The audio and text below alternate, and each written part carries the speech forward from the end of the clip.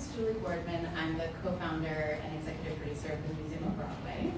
And I also produce Broadway shows too. Brave Soul. Yeah, Brave Soul. We love it. Thank you for your service. I haven't actually moderated a panel in a while, so I'm kind of excited. And I think it should be a really fun one.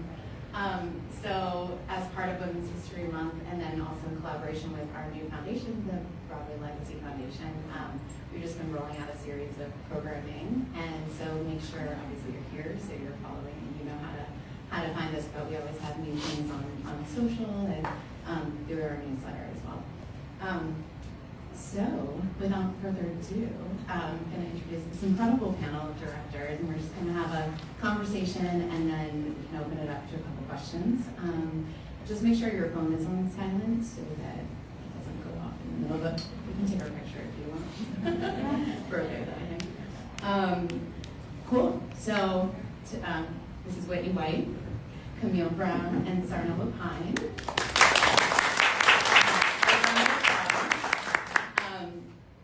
Three working directors on Broadway and beyond, also tours and things all over the place.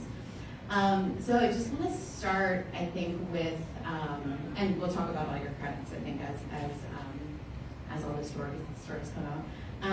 But I just want to start with, like, how did you get into this field? What was the first Broadway show you ever saw? And then what was the moment that you were like, oh, I want to be a director?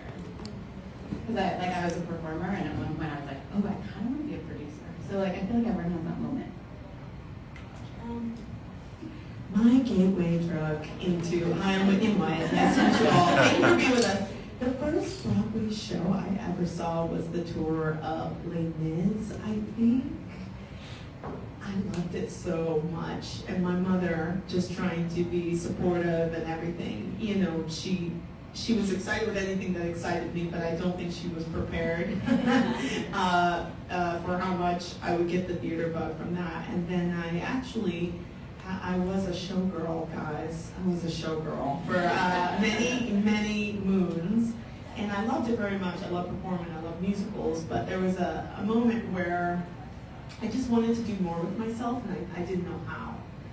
At the time, I had been in I like to joke, every musical that had a role for a black girl in it. I did it in Chicago. I did Rent, I did Hair, I did Hairspray, you know what I mean? Every single one. And this moment came where I was like, I think I want to do more, but I don't know how. And then I applied to a master's program at Brown and had the good fortune of meeting some teachers who had patience for me and who encouraged me to try writing and directing. And it really wasn't until much later that I realized that directing was, for me, the best way for me to tell stories. Yeah. Hi, everybody. Thank you for being here. I think the first thing my mom took me to was Serafina. And my mom, I call her the aficionado of musical theater because she knows everything about it, and she introduced me to it. And she just said she wanted to share something that she liked with me, and she didn't know if I was going to like it or not, but I did. So we would watch all of her favorite movie musicals forever. And I actually went through the concert dance route. So if you don't know, concert dance and musical theater are completely different planets. And so I went to LaGuardia High School, I went to University of North Carolina School of the Arts, and then I danced in a company with Ronald K. Brown Evidence for 5 seasons. And along that, I started choreographing. I always watched and danced to cartoons, DuckTales, Tailspin, anyone? Okay, so that was my era. And I loved it, and I didn't know exactly what I was doing until that's all I had. So sometimes body type, the ideal body, is mostly connected to ballet, but it's actually the whole dance world. And there's a lot to work on. I think it's getting better. But I was told often that I didn't have the ideal body. And so a lot of times when I was auditioning for shows for school, I was told, oh, you don't fit the costume, don't worry about auditioning. And so I was ready to actually transfer, and my mom said, okay, before we do this, I want you to think about something that you can hold on to throughout the next semester. And I found that it was composition and improv.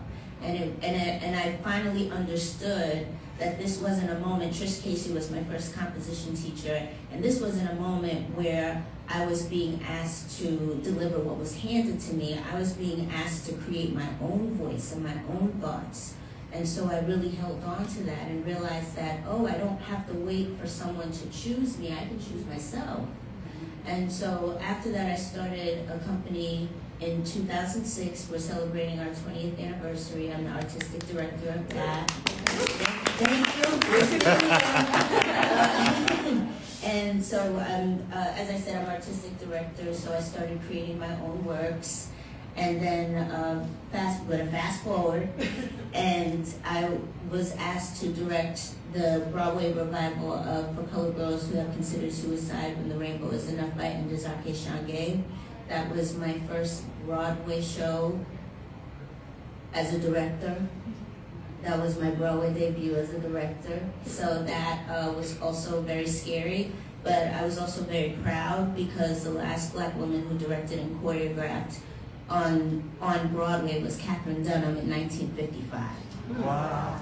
So at the time that I did For Colored Girls, it had been 67 years.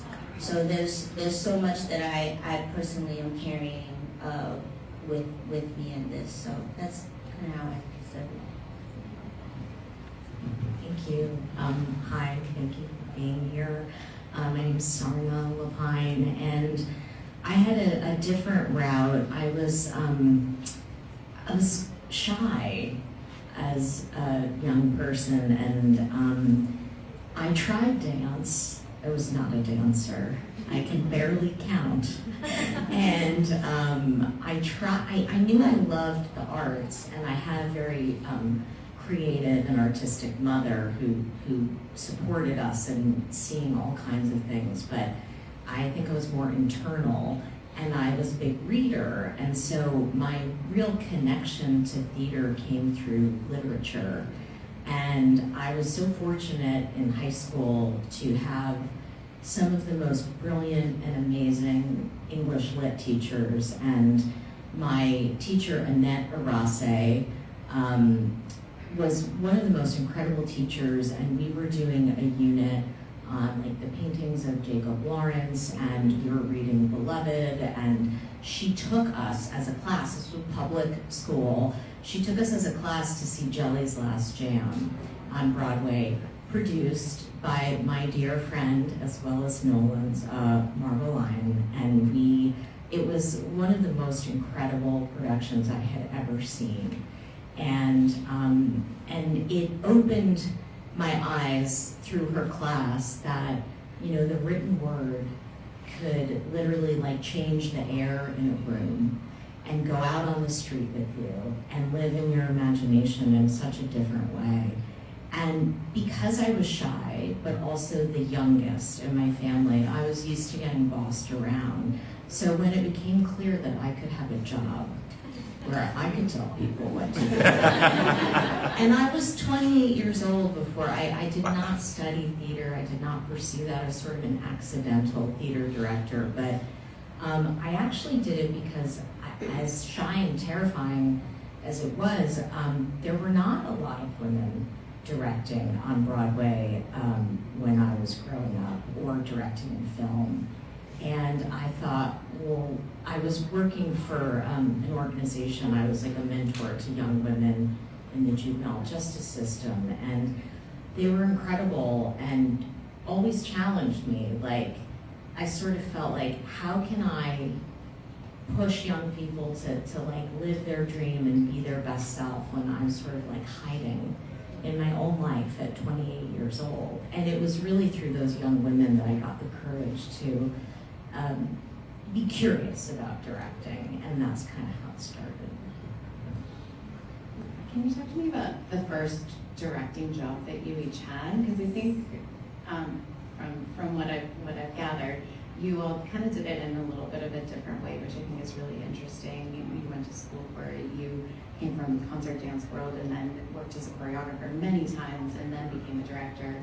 And then you I believe, assisted associate, and then became the director. And so I think those paths are really interesting, and I think for people who don't know how to get into directing, excuse me, I do need that water. I think that's actually like a really interesting, like the path that you found, and then how you got the first job working on Broadway before you were the director. I think would be really interesting to hear. Here, I'll swap, drink this. So I had gotten my master's in performance from Brown University after getting a certificate in musical theater from Northwestern. And in my final year at Brown, I got to direct my first thing I'd ever done in my life. And it was like, I wrote my own adaptation of Hedda Gabler by Ibsen with music for a diverse cast of 8. And it changed my life. And then I remember when we finished that little run, it was a studio project, I saw an application online. And I want to be really transparent because it is hard to figure out how to start. And I really feel my professional artistic life as I am living it now began with that application. And I applied to New York Theater Workshop for a fellowship. If you or anyone you love is trying to get into this, regional theaters all across the country, not just in New York City, have applications that open up most of the time twice a year, or at least once a year.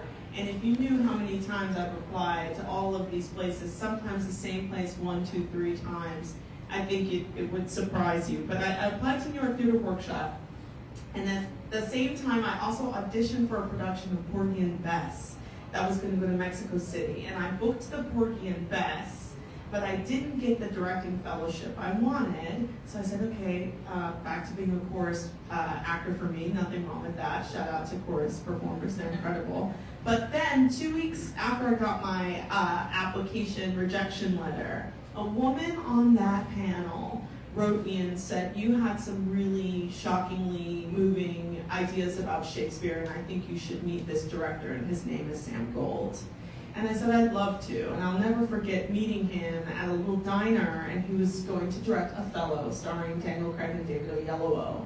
And I sat down and said way too much, gave him all my opinions. I had studied this play, I'm a Black woman, I have a lot of feelings about Othello, okay? And I sat down and I said, okay, Mr. Sam Gold, this is what's gonna happen, and And for some reason, he hired me. And that was my first assistant director job in the city. And a life in the theater, whether musical or straight theater, I think is still very much propelled through apprenticeship, especially as education programs are very, very unfortunately losing funding across the country. You've got to find that artist who's willing to take you under their wing and learn a little bit. And so that was my first paid directing opportunity in New York. And then as a lead director, the first production I directed, which is very close to my heart, was a play called What to Send Up When It Goes Down by Alicia Harris. And I directed and choreographed that. And it was a ritualistic piece of theater that was celebrating people who had lost their lives to racialized violence. And every single night, we would pick a different person who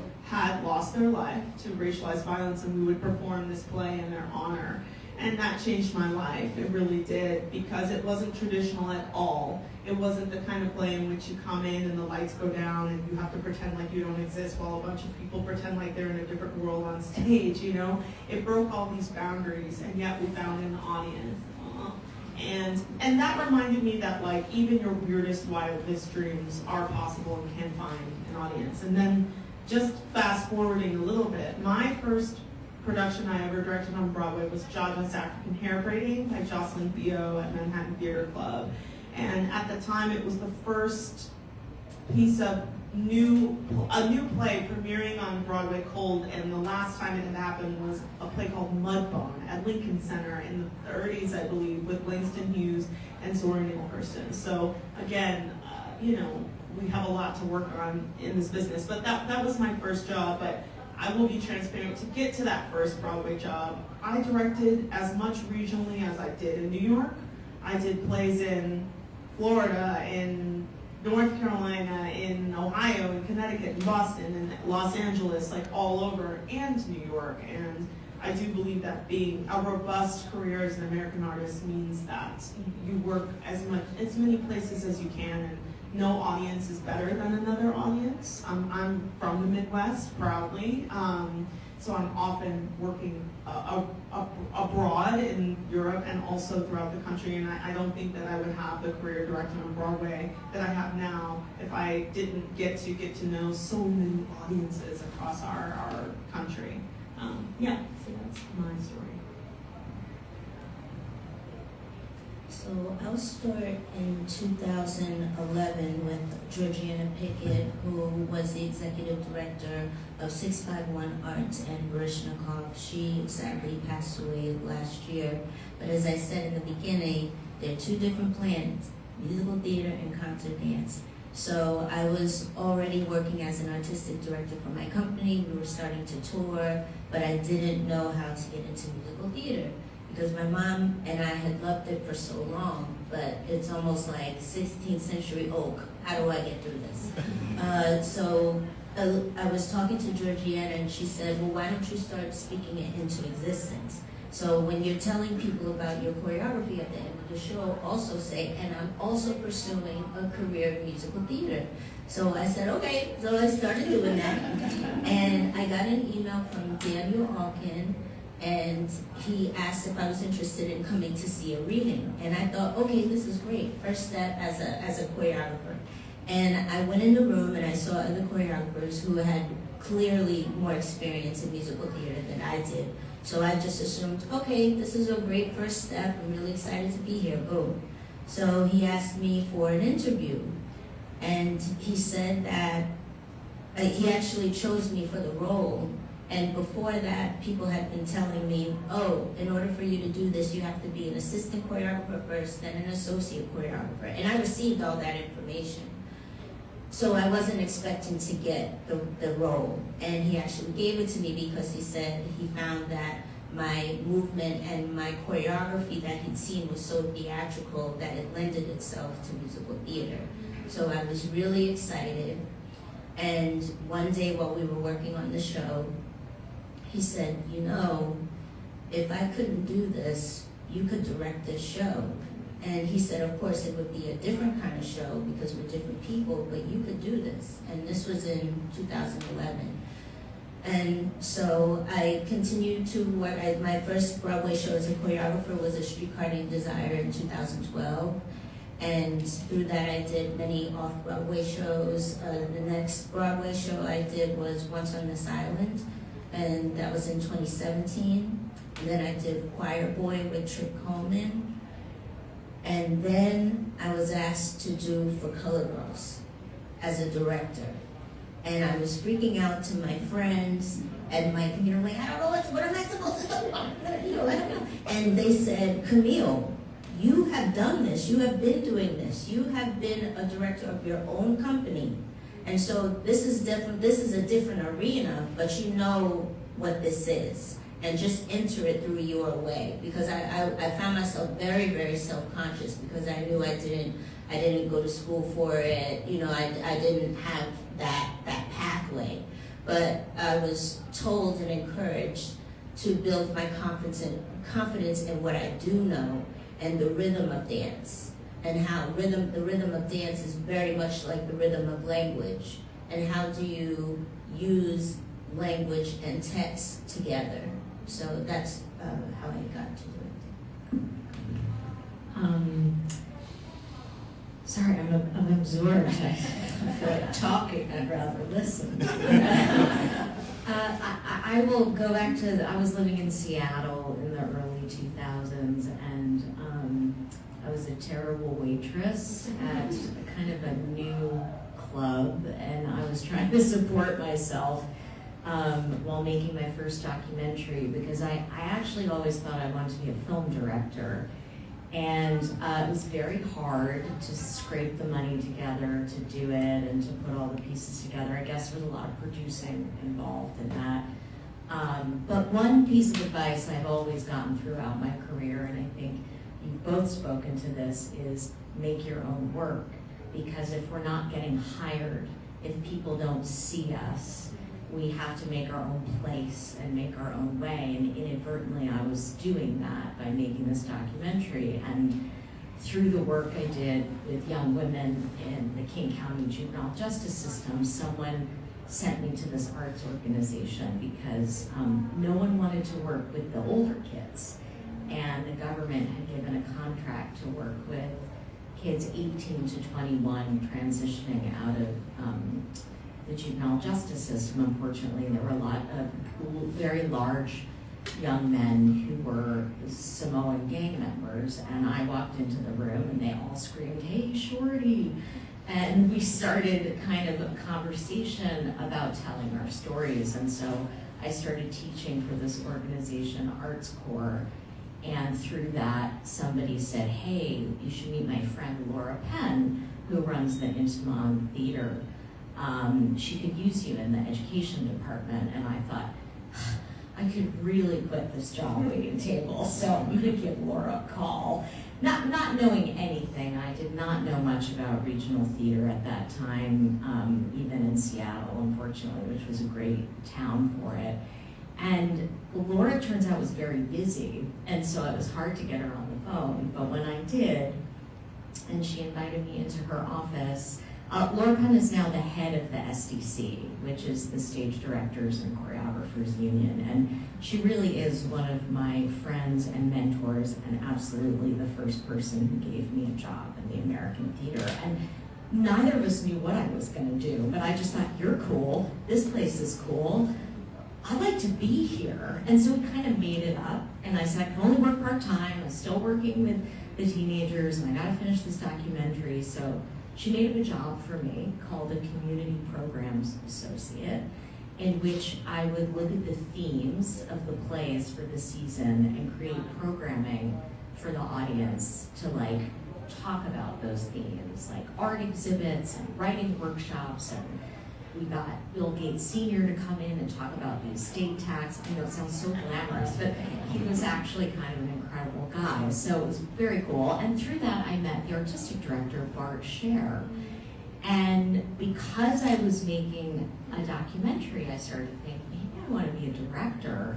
So I just took him out for coffee and said, "How did you get to do that for a living?" And he said, "I always assisted." And he was like, "Look, you don't have to go to school for it. You're an interesting person.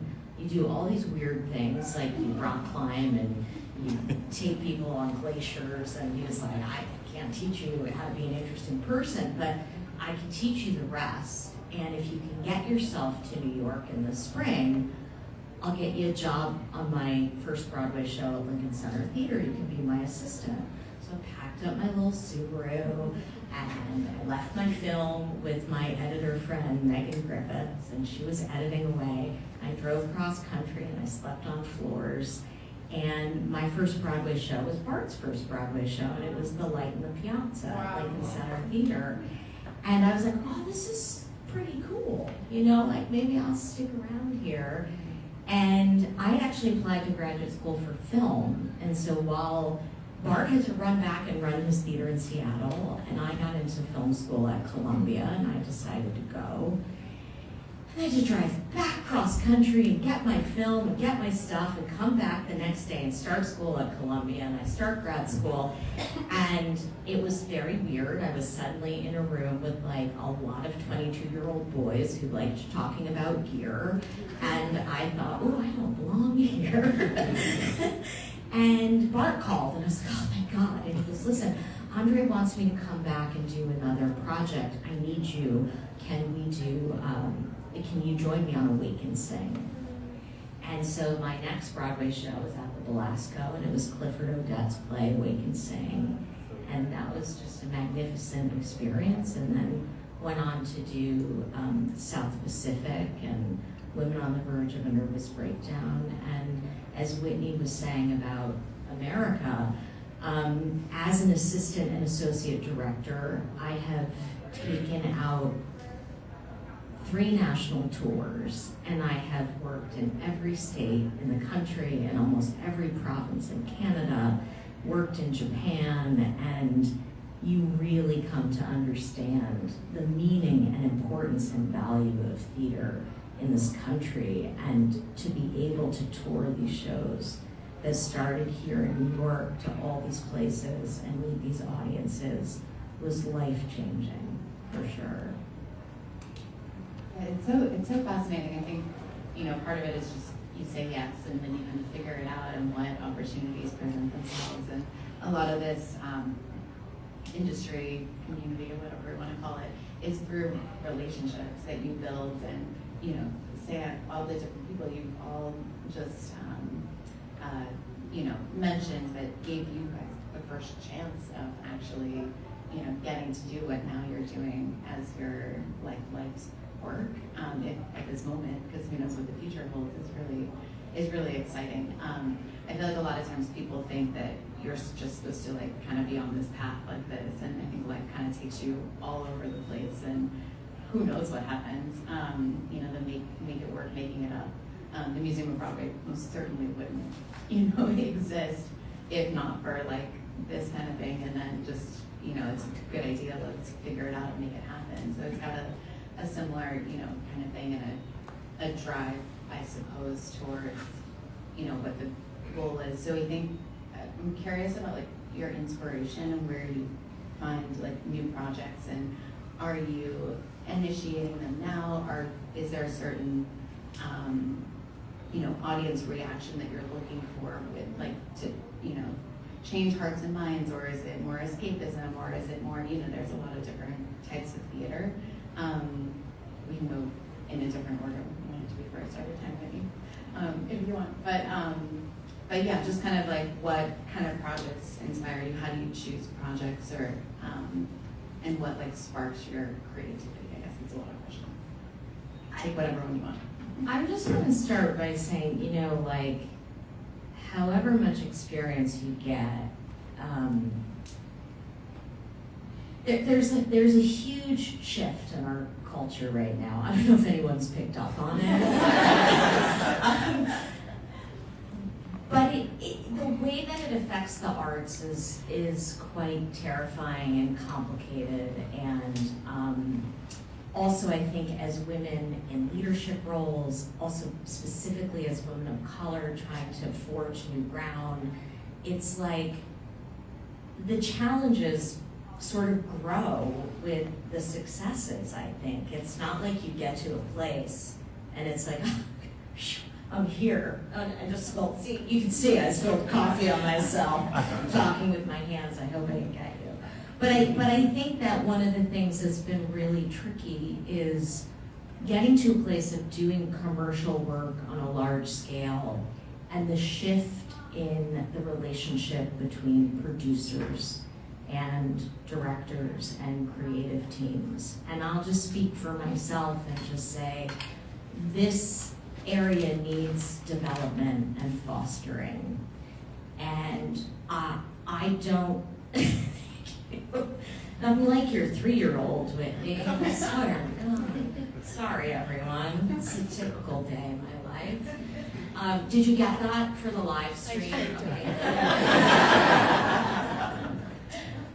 We can't do our work on a large scale without significant investment. And when the investment is coming from privately funded sources, it is a much more complicated proposition. And I think it mirrors what's happening in politics and in Hollywood. And instead of expanding opportunities, there is a spirit of, I hate to use the word greed or shrinkage, that I can feel. There's a contraction happening. And so I don't know what we do about that, but that particular relationship between directors and producers and creatives and producers was something I thought a lot about during the pandemic and coming out of the pandemic, and the work that I do with the SDC, our union.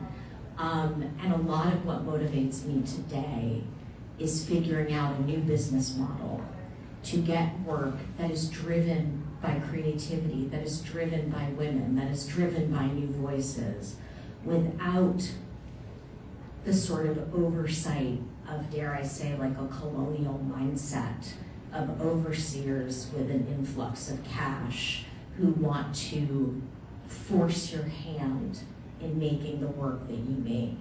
And that is really where my mind is these days. because it's impossible to make great work when people put money in your brain and want to extract what's there without actually giving you the trust and support to do your job. It is so harmful. So I want to protect all of us and all the people coming up behind us so that they can create work in an environment that is not poisoned by that. I spilled coffee all over myself. So I want to do work that I am obsessed with, and I can connect to on different levels of my lived experience. And I'll just say, this may be on a tangent, but I'll just say part of the challenge that I had is, even though I got the directing opportunity for Color Girls, I was still getting choreography offers. So people would say, oh, how are you interested in your choreography? Oh, okay, well, I'm also continuing to direct. Okay, well, that's great. So are you available for this choreography gig? And I find sometimes in this business that when people identify you as doing something well, they put you only in that box. And so I had to realize that in order for people to take me seriously, I had to start passing on the choreography gigs. And that was one of the most scariest things I've ever done. Because in my head it's like, well, what if nothing ever comes? What if you don't ever work again? And so when I opened it up, National Black Theater connected with me, and that's when I connected with Dreamgirls, the Broadway revival. So I think a lot of this is, I think sometimes, and especially as women and women of color, sometimes you have to shift the space or it won't move. And you almost have to tell the space how to see you and how to receive you. So I had to shift it enough to make people see that, oh no, that wasn't just one directing choreography opportunity that I had. I'm interested in doing this. So it was completely different from what you were saying. Yeah. But I just think there's so many aspects of this thing that we're doing.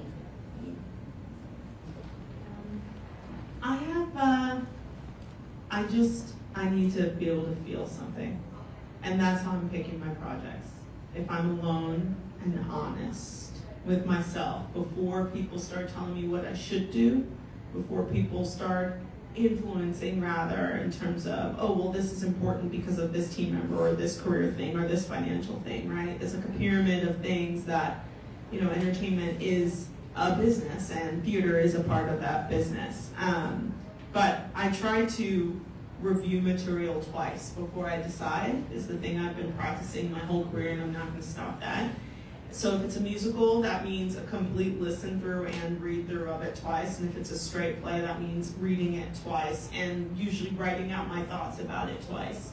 And if I feel it on a very deep level, then I know I can translate that into an experience for a very large audience, because I am a person, I'm just like everyone else here, and statistically, if I can feel something that deep, I can make 100 people, 1,000 people every night feel it. But if I don't have that a priori kind of physical, I have like a physiological response where I'll read a script and I can hear things and I can even smell things. I know that might seem odd, but that's my true process. I can hear music or see paintings or smell bacon my grandmother made or something like that. Some kind of sense memory thing is triggered. And if none of that happens, it doesn't matter how much I like it. It doesn't matter how politically important it is, because I do think another tricky thing about being a Black female identifying director is sometimes you'll only get sent I call it the headline plays, the news headline plays that are supposed to be important for X, Y, and Z. But does that actually move you? Because if it doesn't move you, it doesn't matter how important it is. You're not going to be able to make other people see what's moving about that. And I'm greatly inspired by music in general. And if I can hear music when I'm reading a straight play without music, I know that there's something happening in my brain that's like an aesthetic thing happening that will translate into a set and some costumes and a whole little world, you know. And I think of plays as worlds. Like when you make a play, you're making one little planet that's going to exist only for that period of time. So that's how I'm choosing things today, and hope to continue. I'm sure you will. There's a big difference between directing a new work versus a revival, and so since each of you have done a revival recently, I'd love to start there and then talk about new work after. But yeah, just because you each have done, so the last 5 years you've done many, but you're now doing Dreamgirls and obviously for Color Girls as a play with music, and then Sunday in the Park with George, and then a follow-up little question only for you is, what was that like? Because it's your uncle's work, right? So what was that dynamic too? I think that is interesting. Well, why don't we start with Camille for revival, since she's in it. She's in it. And then I'll answer your question. So, I to talk about the process? Just Yes. like working on a revival that is someone else's Okay. work originally that you're putting your spin and your take on. Yeah. Mm-hmm. Well, I tried to find everything that was done before that, because Dreamgirls is 40 years old, and so I've watched every version just to understand it, but also realize that when you do revivals, it's not your first instinct that's right, it's your eighth. Because so many other people have done the show. And so I try to continue to dig and figure out what is my vision. And the thing that is so exciting about Dreamgirls is that I'm a Black female, and this is directed by a Black female lens. So what does that look like when we have the opportunity to step behind the table and guide our stories, our lived experiences? So that's how I approach revivals.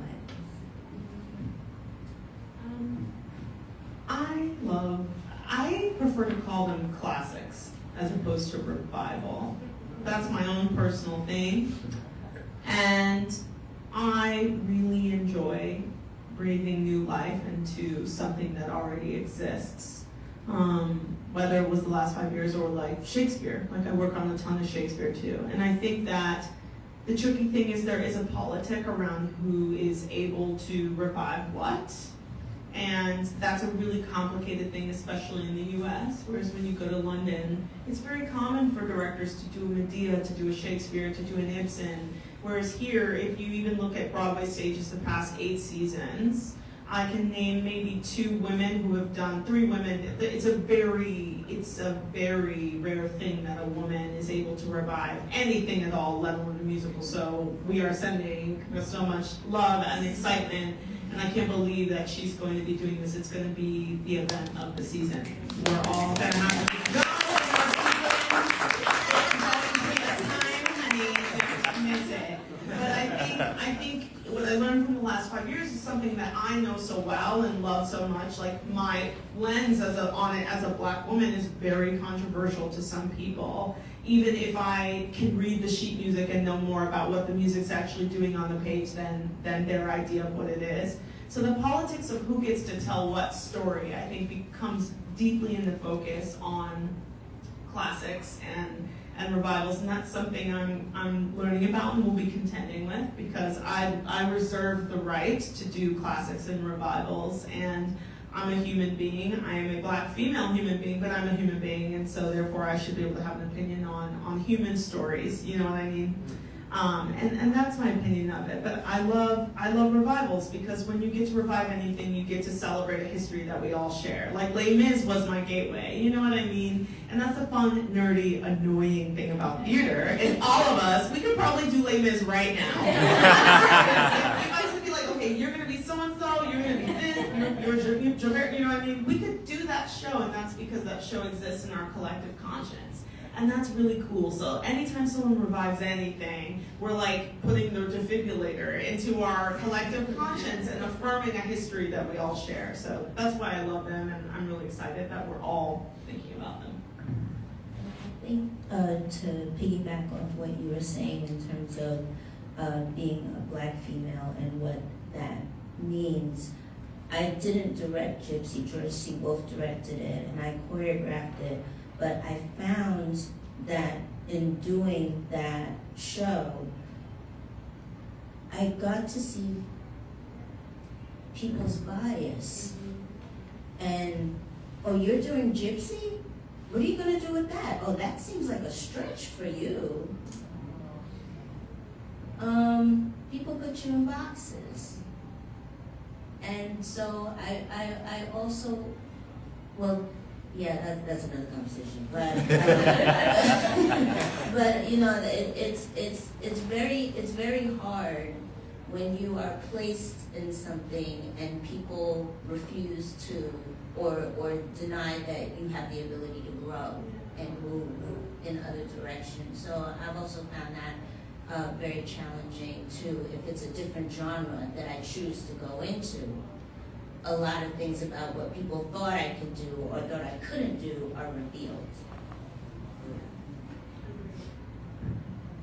And I agree with that too. I think it's very hard to transition out of being an assistant and associate director because people get comfortable seeing you in a supporting role and not taking the forward-facing responsibility for something. And to your, I would just say that I, again, because my background was in English literature and anthropology, I tend to approach classics and revivals like an anthropologist. I'm always incredibly interested in the time period in which the thing was written and first produced, and I like to immerse myself in the context and the history of a piece to then try to understand why this story, why now, and why me, and how do I shed light on why this matters. So it's a little forensic, but it is the kind of thinking I like to do about these projects.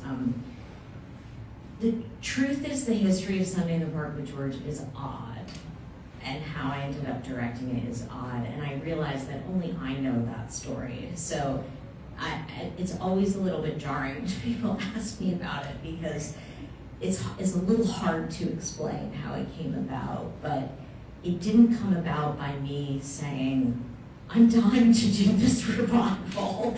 That's not what happened. So it came to me in an unusual way, and it came to me really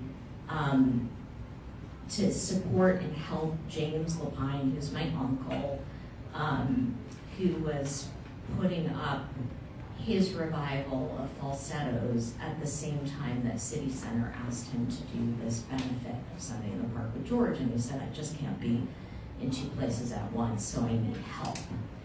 And so as the benefit concert, I came in as the help. Now, I had already directed a production of it in Columbus, Ohio. It is one of my favorite musicals, regardless of our relationship.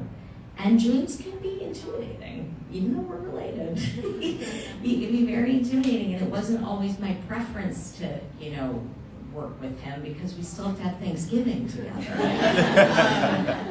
So I had just been directing something in Montreal in Canada, and I had been kind of running around the country, kind of scraping by, and actually started to think, is this it? Is this what I'm doing? And I feel kind of without a home, without roots. I don't, think this is good for my relationship. And I was considering maybe doing something else. And James called and he said, I need your help. I said, sure, whatever you need, So I came in to help. And it turned out that, the first day of talking about it, we had a disagreement how to set it up, how to do the minimal set designed by Bill for it. And so we went out for breakfast, and I explained to him why I thought the set should be the way I thought it should be. And he looked at me kind of funny, and he was like, seems like you've thought a lot about this. He's like, maybe you should direct this, and I should just be the writer on this one. Now, this was for benefit concerts, 5 performances or 2 weeks or whatever it was, and it was back in the old version of City Center, if I can remind everybody. The actors were on music stands, and the extent of their costumes were maybe a hat or a jacket, and they were gorgeous. It was still Clint Ramos, but it was really minimal. It was not a production. And so that's kind of what happened, and it was a benefit, and it went well, and I hope it raised a lot of money, and then I went on with my life, and then because Ben Brantley decided to review a benefit concert, it changed my life, and in a really odd way, because I've been working for a long time, and I've been working hard, and I don't even think I had an agent at that point, and people who didn't return your calls were suddenly calling and emailing you, and that's always uncomfortable. For someone like me, that's a weird feeling. Like, I'm not good at the game part of this, I'm not in it for the attention. And so I've never forgotten that, because it's weird when that dynamic changes in your world, and you're like, oh, relationships are transactional. And so what was beautiful is that I got married that November, and as James was leaving my wedding, he whispered in my ear, I'm gonna give you a few days and I have to call you. And then he called and said they want to move the production to Broadway, but it's this crazy situation, we don't have a huge budget, we don't have a lot of time. And I remember thinking, I don't think I should do this. And it was my husband who was like, you're going to do this. And then he took a job in Minneapolis, so I was left to do it. But it just was all by accident. There was no strategy, there was no design, there was no easy way forward. I think I had 4 days of tack and 5 previews for my first Broadway show. It was harrowing, it's scary. But there you have it, saying yes. Yeah, saying yes and having other people believe in you too and know that you can do it. I'm in a moment kind of like that right now too, where I've been co-producing for a very long time, raising money for other people's shows, and I'm getting to lead produce for the first time with my friend Haley Swindle, and so we're doing the revival, we call it, of Damn Yankees. So it'll be so fun, and so I'm in the revival game, but it does change things, and so now people are reaching out with more lead producing projects and things like that. So it does kind of change things slowly, reaching out. But I think it's because people believed in me that I can then take the leap, I think, because it is a big leap from, doing what you've been doing to trying to do that next step that ultimately takes you in your journey and your career to the next level. So, and it's like a lifelong dream. So, anyways, not about me anymore. Yeah, but I think as a younger female, we're all probably similarly aged in this industry. There are hurdles that have to be overcome. And I guess I look at it since I started as a marathon, not a sprint, and so it's I hopefully have a long time to do this. In the selective process of choosing projects and what to align with, looking at it kind of through that lens. And now I think, at least on the producing side, there are a lot of different people, different ages, of all different backgrounds who are co-producing on shows who hopefully then can have the chance to go lead produce. And it has changed a bit in the last 10 years plus, which is really exciting to see, I think. So, it's kind of that step by step, I guess. One of the parts that we were out of town before, and then next up to Broadway, but in putting together the creative team was really that process. I'd love to hear how you decide who you're going to be collaborating with on your creative team on the design, and if you always kind of use the same people, or if you try to switch it up every time, or I think that's an interesting thing that people don't often get insight into. Whoever wants to take it first. Okay, I'll go first. I don't know about you guys, but an odd thing has been happening to me where the more experience I get, the harder it becomes to put that team together, actually. Because now, I really understand that if each play or musical or piece I direct is its own planet, then like you really need to find the right voices to bring that ecosystem to life. And now I've worked with a series of designers that I love and respect, and the world loves and respects them. Queen Jean, for one, who's doing the Jellicle Ball. I think we've done, 8 shows together. Chaucy, who did Oh Mary. David Zinn did Jaja's and Liberation in the last 5 years, and Adam Brigg, and all these wonderful designers I work with. But now I'm starting to really just return to a desire of making each play, each piece, its own standout thing. And so you can't have the same group of people do everything, even though all of us contain multitudes. So I think my friends and colleagues get very annoyed with me because I'm always like, okay, I have another play, you're gonna have to read it and let's see if it's vibing, but I really try and go through a process of thinking about who's gonna make that particular piece unforgettable in only a way that they can. I think that designers and collaborators on projects are not championed enough. There is no play without a set designer, a lighting designer. There's no musical without a sound designer. And A1 and A2, shout out to them. Your life is in their hands. Buy them Starbucks cards or whatever. And a choreographer and an intimacy. I mean, the show I just did in London was a 4-hour musical adaptation of 4 different Shakespearean plays. We had set, lights, costumes, music director, music supervisor, intimacy coordinator, fight director, and a vocal health coach because it was a 4.5 hour show.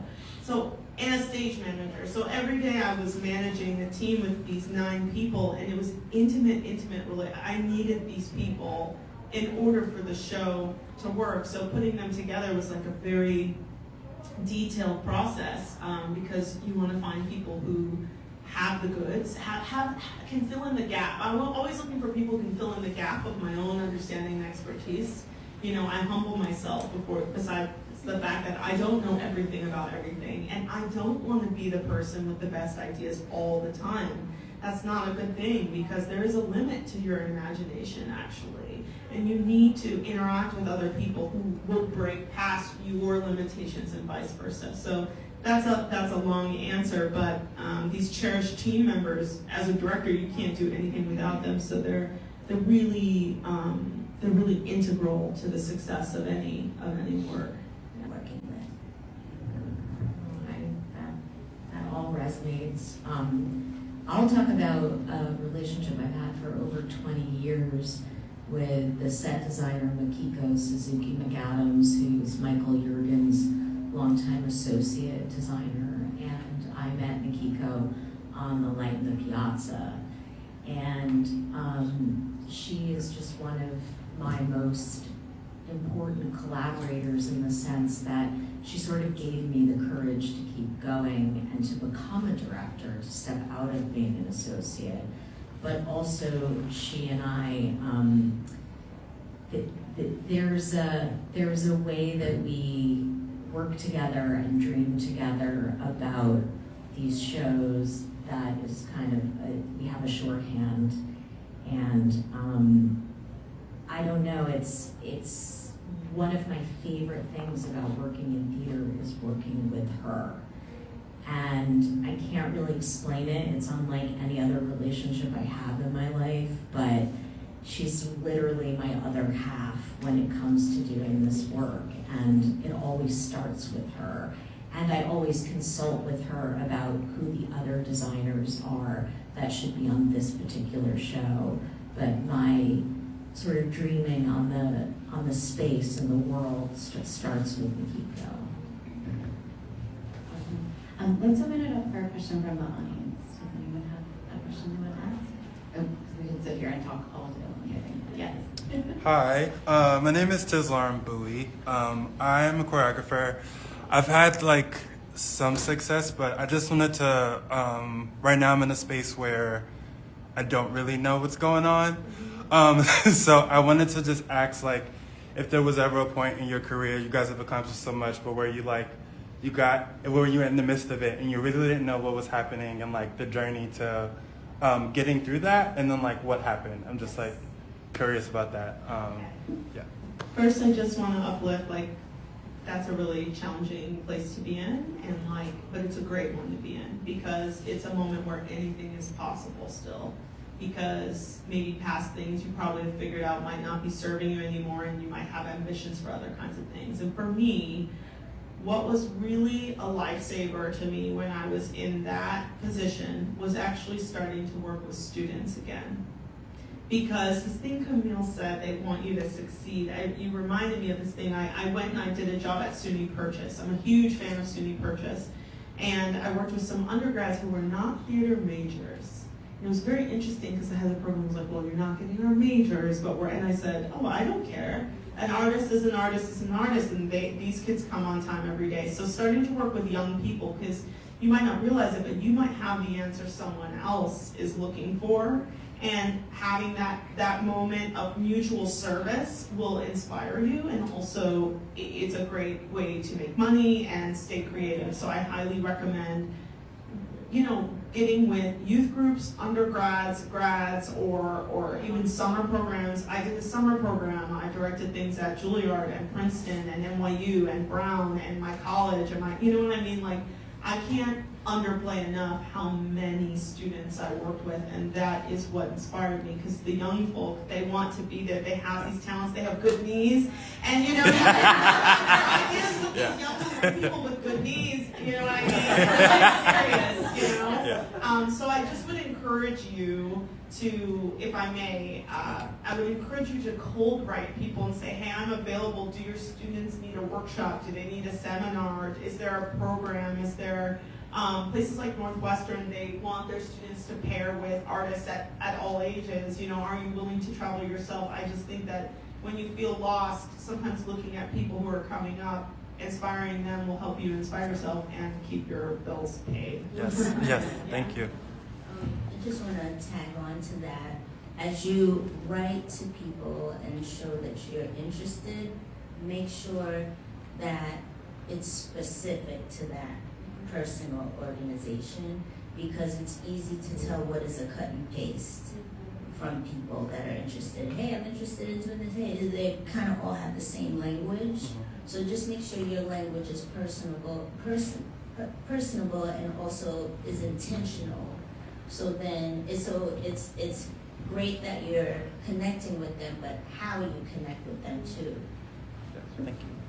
Hi, Ms. Laura. Hi. It's so nice to see you. Too. And I think, first of all, to you personally, because I know you, keep going. Thank you. Keep going. Thank you. I feel like this every other day, as I said. So, really just keep showing up and reach out to the people you know, like you are, and say, I'm having a hard time. We're here for you. We've got you. And the other thing that really helped me was getting it. I feel like I'm a union representative today, but getting involved with the union helped me at a low point, because it got me connected with choreographers, directors, associates, kept me in the conversation, made me feel less alone. Directing and choreographing can feel so lonely sometimes. So I found getting on a committee, just showing up at meetings, like participating with your colleagues, and also then when they find out that someone of your immense talent is having a hard time, we don't know that. And if there are opportunities, we should be talking to you about that. So like showing up, getting involved, just keep doing what you're doing, and good for you for saying you're having a hard time, because chances are if you are, someone else in this room is too. So Thank you. Any other questions? Great. Oh, yes. It's personal, and we know what Camille's working on now, which is great. I look forward to seeing. What are you two working on at the moment, or are you taking a break at the moment? I just had a production I loved very much on Broadway called Liberation. Yes. I directed that. That that was very special because it was my first time with an off-Broadway cast transferring to Broadway, which nearly never happens anymore. So I'm still kind of buzzing from that. And then in June, I'll be directing the Whoopi monologues at Lincoln Center. 5 women. It's going to take 5 women to become 1 woman. And it's lovely. It's funny, and it's a send up to a different time, and also our time. And come on out, that should be a good evening. I'm going to do this summer a revival of Wendy Wasserstein's American Daughter off Broadway. It'll be at the Liz Diamond in the Signature Space with a new theater company called La Femme. So I'm looking forward to doing that. And then taking a show to the Edinburgh Fringe Festival called Jerk Off. It's a sequel to Burk Off, and I won't tell you what the third one is called. It's a trilogy. But it's a beautiful piece that North Theater presented in collaboration with Mai.